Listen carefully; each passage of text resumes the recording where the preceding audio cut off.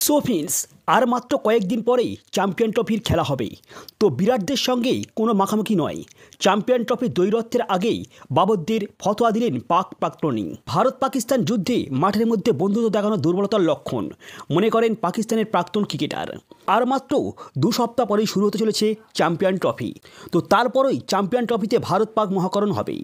তো সাম্প্রতিক সময়ে যখনই দুদল মুখোমুখি হয়েছে তখনই দুই দেশের ক্রিকেটারদের মধ্যে সুসম্পর্ক নজরে পড়েছে।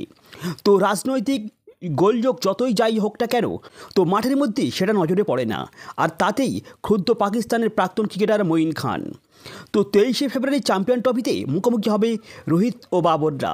তার আগেই দুই দেশের ক্রিকেট প্লেয়ারদের সম্পর্কে নিয়েই মঈনের বিস্ফোরণ। তো আজকাল ভারত পাকিস্তান ম্যাচ দেখলেই অবাক হয়ে যায়। তো যখন ভারতীয় ক্রিকেটাররা মাঠে ঢোকে তখন দেখি আমাদের প্লেয়াররা গিয়ে তাদের ব্যাট দেখে, কোলাকুলি করে, হাসি মুখে কথা বলে। তো এসব আচরণ আমার মাথায় ঢোকে না। তো পেশাদার হিসেবেই মাঠের বাইরেও একটা নির্দিষ্ট সীমারেখা টানা দরকার। তো কিন্তু ভারতের বিরুদ্ধে খেলার সময় ওদের এই কাজকর্মগুলো একেবারেই অবৈধ। এর সঙ্গে তার সংযোজন। তো আমাদের সিনিয়ররা সবসময় বলতো ভারতের বিরুদ্ধে খেলার সময় কোনোভাবেই জায়গা ছাড়া যাবে না। তো মাঠে কথা বলারও দরকার নেই। বেশি বন্ধুত্ব দেখানো আসলেই দুর্বলতা ছাড়া আর কিছুই নয়। তো এটা আমাদের প্লেয়াররা কিছুতেই সেটা বোঝে না। কোনোই বেশি বন্ধুত্ব দেখাবেই সেটা মাঠে তোমার দুর্বলতাই প্রমাণ করবেই। তো ফলেই স্বাভাবিকভাবেই তোমার পারফরমেন্স চাপে পড়ে যাবে। এর সঙ্গেই একটাই আক্ষেপ মঈন খানের জীবনে। তো একদিনের বিশ্বকাপে আজও পর্যন্ত ভারতকেই হারাতে পারেননি পাকিস্তান। তবে শেষবার চ্যাম্পিয়ন ট্রফির ফাইনালেই বিরাটদের হারিয়ে চ্যাম্পিয়ন হয়েছিল পাকিস্তান। তো এবার সেই ছবিটা কি বদলে যাবে? উত্তরটা পাওয়া যাবে 23শে ফেব্রুয়ারি।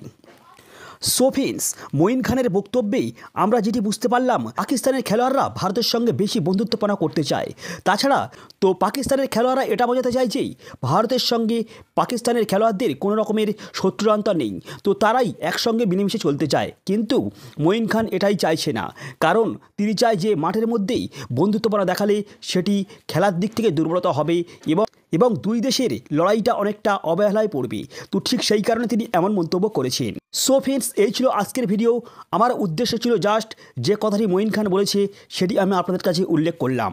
সো ভিডিওটি ভালো লাগলে অবশ্যই লাইক, কমেন্ট এবং চ্যানেলে প্রথমবার হলে সাবস্ক্রাইব করে যাবেন। So good bye.